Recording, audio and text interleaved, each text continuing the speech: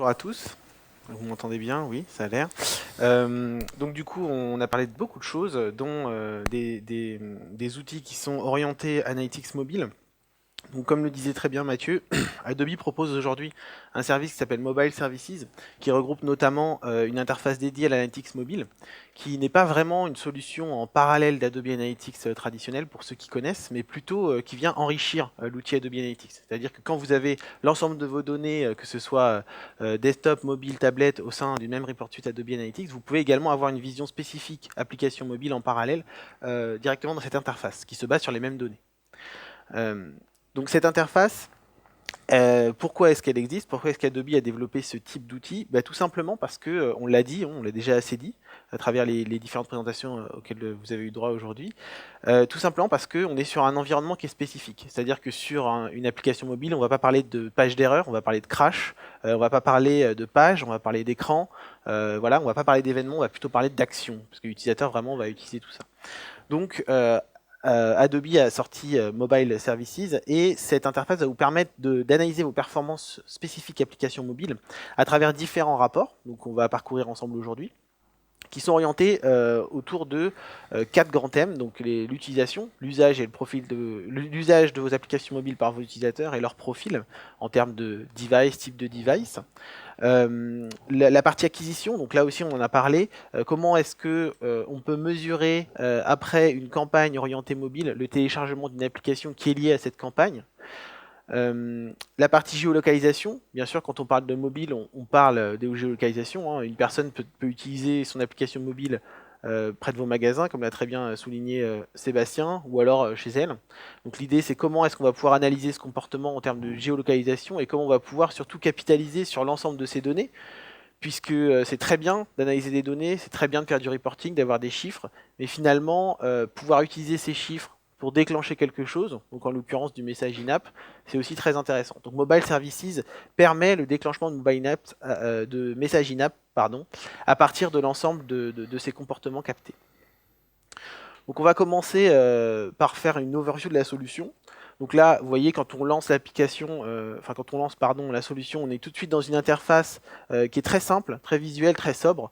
Donc ici, on voit par exemple qu'on a une tendance des utilisateurs connectés à mon application sur les 30 derniers jours, avec le nombre de lancements et le nombre de premiers lancements. Si je veux faire un focus unique sur la tendance des premiers lancements, voilà, j'ai juste à manipuler un petit peu cette interface. On voit tout de suite quelques KPI orientés utilisation de la plateforme mobile, donc la longueur de la session moyenne, le nombre de crashs, le taux de plantage de l'application, et des liens directs vers certains rapports orientés profil technique de l'utilisateur. Ce que je vous propose, c'est d'aller voir un rapport là aussi très spécifique au mobile, qui est l'analyse de la rétention. Donc qu'est-ce que la rétention? La rétention, c'est tout simplement essayer d'analyser après une première action, une action de retour. Donc typiquement, le cas le plus simple, c'est le premier lancement par rapport au nombre de premiers lancements de mon application. Est-ce que derrière, j'ai eu d'autres lancements? Est-ce que j'ai pu retenir les utilisateurs qui ont déjà utilisé au moins une fois mon application? Donc là, on va regarder par exemple sur les 4 dernières semaines. Donc je vais utiliser l'outil comme ça. Je vais aller sur la dernière semaine du mois de mars. Voilà, donc les 4 dernières semaines. Règle initiale, premier lancement. Règle de retour, le nombre de lancements. J'exécute cette petite requête et là j'ai accès à un rapport très simple qui m'explique mon taux de rétention, qui m'affiche en tout cas mon taux de rétention entre mon premier lancement et les lancements ultérieurs de l'application. Donc on voit finalement que sur cette application, j'ai un taux de rétention qui est extrêmement bas. Donc en effet, la majorité de mes utilisateurs vont lancer l'application une fois, mais vont pas énormément l'utiliser derrière. Je me retrouve par exemple ici pour les personnes qui ont lancé l'application la semaine du 22 février au 28 février. Je vois que la semaine d'après, j'en ai uniquement 132 qui l'ont relancé derrière. Et justement, Romuald, est-ce qu'on peut utiliser un autre événement pour mesurer l'engagement client que le lancement d'une application? Alors tout à fait, en fait, on a la possibilité dans ce type de rapport, comme vous le voyez ici, très simplement, de définir à souhait la règle initiale ou la règle de retour. Donc je vais montrer un exemple très simple. Donc si par exemple en premier lancement on considère la lecture d'une vidéo sur notre application, on va aller chercher cette action parmi l'ensemble des actions traquées dans l'application. On va attendre que, que la liste se charge. On va mettre la lecture d'une vidéo, on va enlever ce premier lancement et on va réexécuter la requête sur cette action initiale d'action vidéo. Donc là, le rapport change, c'est-à-dire que je suis sur une première action qui est juste la lecture d'une vidéo, et ensuite la rétention derrière en termes de lancement d'application. Et je vois finalement que mes utilisateurs qui ont lancé une vidéo en moyenne sur les 4 dernières semaines ont un taux de rétention beaucoup plus élevé que ceux qui ont fait un premier lancement. Bon, ça reste très bas, hein, on est entre 4 et 5%, mais quand même, on est sur beaucoup plus qu'avant. Donc après, bien sûr, quand on a une application mobile, on a souvent un chemin de visite qui va être beaucoup plus simple que sur le web, mais on va quand même pouvoir être toujours intéressé par faire des entonnoirs de conversion. Des entonnoirs de conversion pour pouvoir voir le comportement utilisateur à travers typiquement des chemins métiers pour voir s'il y a vraiment conversion au bout. Donc là, on va créer un tunnel de conversion. Donc ce qu'il faut savoir en fait sur ces rapports-là, c'est qu'on peut les créer à la volée. C'est-à-dire qu'on n'est pas obligé de les configurer en amont. Une fois que les données sont collectées, on va pouvoir les utiliser pour faire du tunnel de conversion sur des données historiques. Donc là, je vais en faire un très simple, basé sur des actions.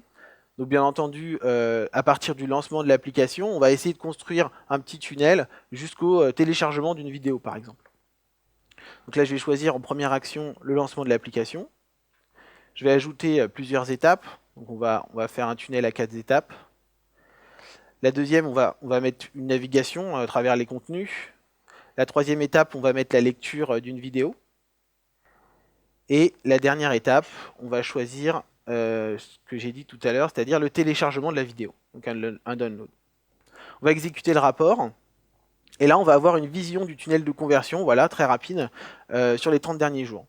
Donc si je passe ma souris sur chacun de ces éléments, je vais avoir, donc je vais prendre par exemple la lecture d'une vidéo, je vais avoir le taux de conversion par rapport au global, et le taux de conversion par rapport à l'étape précédente également, et le taux d'abandon à cette étape-là. Donc là, c'est très intéressant parce que ça nous permet de voir la déperdition sur un parcours. Est-ce qu'on est capable de segmenter ce parcours?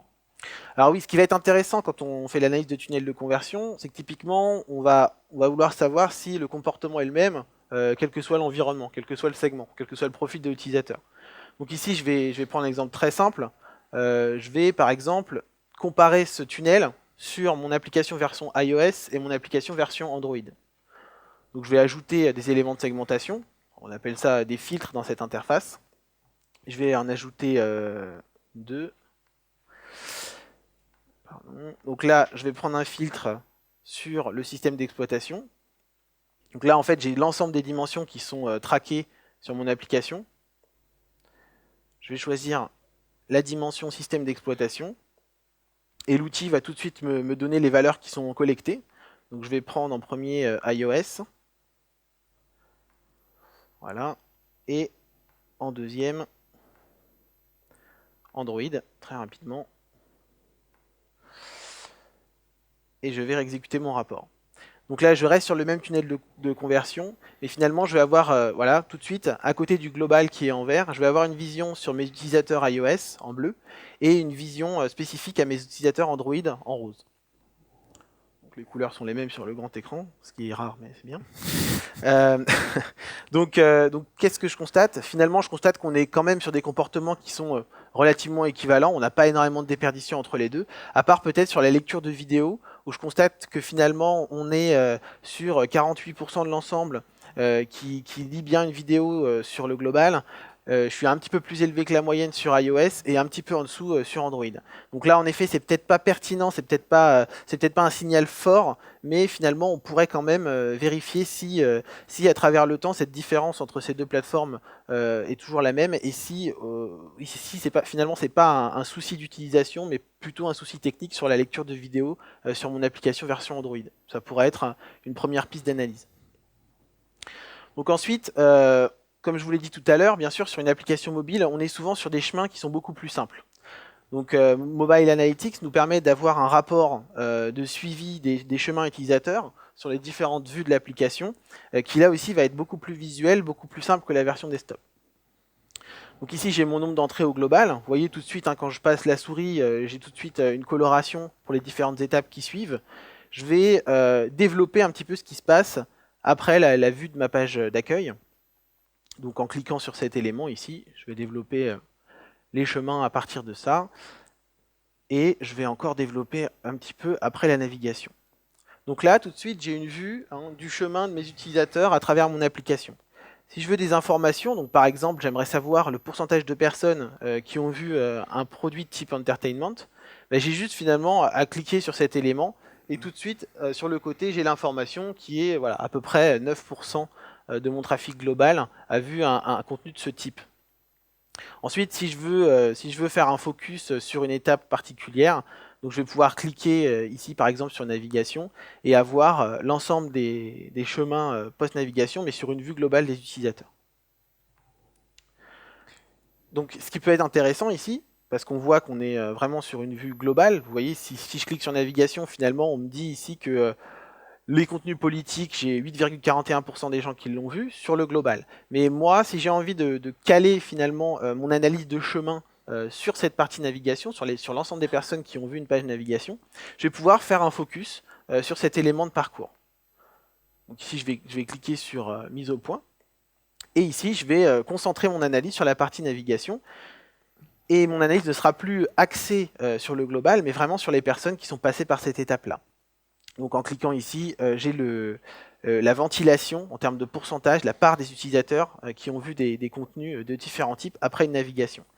Et du coup, cette partie de rapport me permet également d'avoir les chemins précédents par rapport à cette étape, et donc de voir que les personnes qui sont passées par la page souscription sont ensuite passées à une navigation.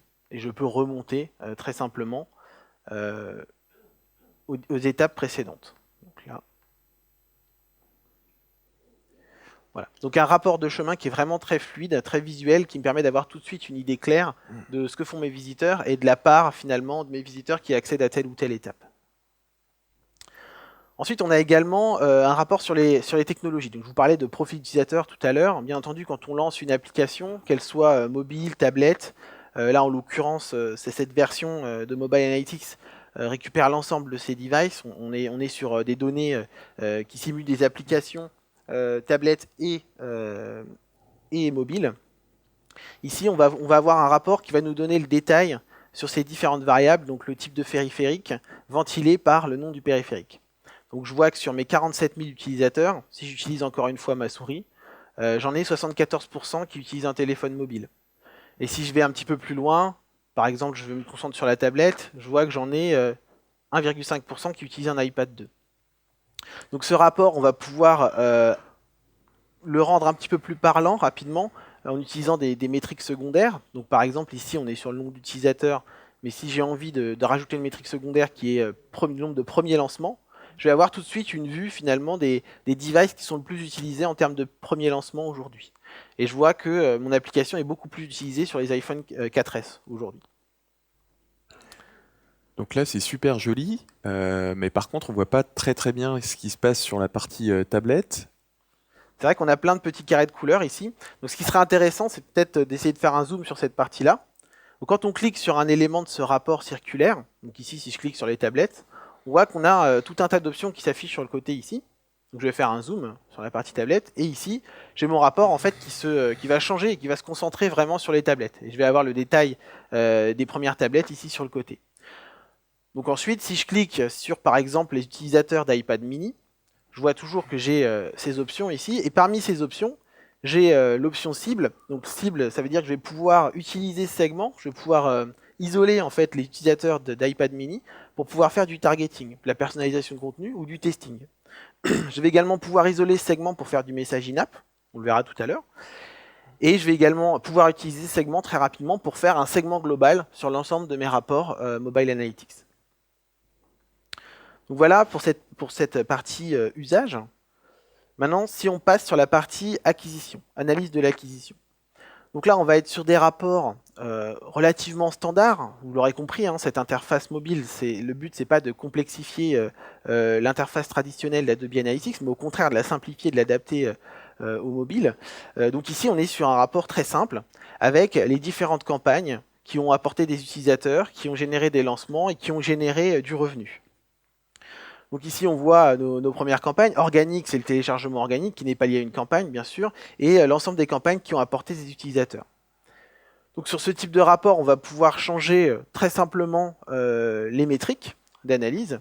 Donc par exemple, remplacer le revenu ici par, on parlait de lecture de vidéo tout à l'heure, par le nombre de lectures de vidéos, sur cette application à partir d'une campagne.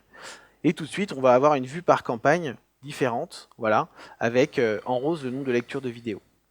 Donc la question qui pourrait se poser, je pense que tu es d'accord avec moi Aurélien. Bah ouais, on peut se poser la question de savoir comment on fait pour traquer ces campagnes d'acquisition, puisqu'on ne peut pas se baser sur une variable d'URL étant donné qu'on passe par les stores. Donc, C'est vrai qu'on est sur finalement, on est sur un environnement qui est différent. Comme le soulignait très bien Mathieu tout à l'heure, c'est difficile, enfin c'était difficile en tout cas avant de mesurer l'impact des campagnes de téléchargement d'applications mobiles, tout simplement parce qu'on est obligé de passer par quelque chose de tiers qui va être les stores, donc l'Apple Store, enfin oui c'est ça, l'Apple Store, iTunes, ou alors le Google Play.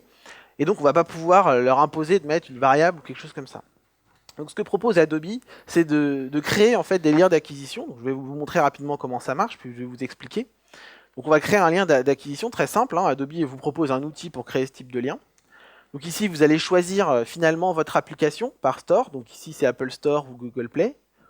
Pour l'exemple, on va prendre l'application Adobe Analytics. Donc je tape le nom de mon application. Le système va la chercher directement sur le store. Je la choisis ici. J'ai l'ID de cette application sur l'Apple Store. J'ai un petit peu les informations qui sont liées à cette application. Je vais l'ajouter dans mes liens à traquer. Donc là, j'ai ajouté un lien à traquer qui est un téléchargement de mon application Adobe Analytics sur l'Apple Store. Je vais ensuite dire ma campagne, je vais l'appeler Adobe Analytics email par exemple. Je vais générer un code de suivi aléatoire. La source, bien sûr, ça va être un email. Enfin non, je vais plutôt dire la source, ça va être la newsletter du mois de mars. Et la méthode de la campagne, donc le support de la campagne, ça va être l'email. Voilà. Une fois que je sauvegarde finalement ce lien, Adobe va me fournir, alors ça peut prendre un petit peu de temps, mais Adobe va me fournir un lien de redirection. D'accord ? Donc finalement, techniquement, comment ça fonctionne ? Finalement, Adobe va suivre en amont l'utilisation de ce lien. Donc, vous voyez, vous avez un petit lien ici qui est généré avec l'ID, avec tout un tas d'ID, et qui permet de récupérer l'information et de la relier derrière au premier lancement de l'application et à l'utilisation qu'en fait l'utilisateur. Donc c'est ce qui permet aujourd'hui de mesurer les campagnes d'acquisition applications mobiles avec Adobe Mobile Services. Donc maintenant passons au rapport de géolocalisation. Bien sûr, on l'a dit, quand on utilise un téléphone mobile, une application mobile, ce qui est intéressant, c'est qu'on parle de mobilité, donc on a des utilisateurs qui bougent, et on va s'intéresser un petit peu à l'endroit d'où ces personnes se connectent. Donc Mobile Services permet ici un rapport qui est basé sur une carte. Donc là, on va se centrer un petit peu sur la France. Et on a plusieurs éléments sur cette carte, comme vous pouvez le voir. On a des éléments comme ça, des petites bulles ici qui nous permettent d'avoir le nombre d'utilisateurs qui sont connectés dans cette région-là. Pareil sur la région parisienne. Et d'ailleurs, je vais zoomer un petit peu sur Paris. Et en zoomant, on constate qu'on a également des éléments ici, avec une étoile, et des zones un petit peu circulaires. En fait, les rapports de géolocalisation dans Mobile Services vont nous permettre deux choses. D'abord, de savoir d'où les personnes se connectent, mais en plus, on va pouvoir définir ce qu'on appelle les points d'intérêt. C'est-à-dire qu'on va pouvoir créer au sein de l'interface des points d'intérêt à placer sur ces cartes-là, qui pourraient correspondre, si je suis Click and Mortar par exemple, à l'emplacement de mes magasins.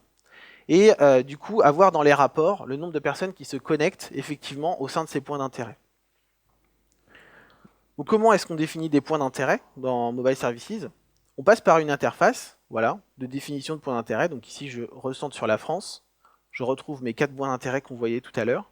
Je vois que j'en ai un à Paris, un à Lyon, un à Bordeaux, un à Marseille. Donc ici, soit je vais pouvoir les rajouter, les taper à la main. Donc si on centre un petit peu sur Paris, vous allez voir que très simplement, je vais pouvoir déplacer ce centre d'intérêt. Je vais pouvoir changer très simplement son rayon, pour qu'on puisse récupérer les connexions autour de ce rayon.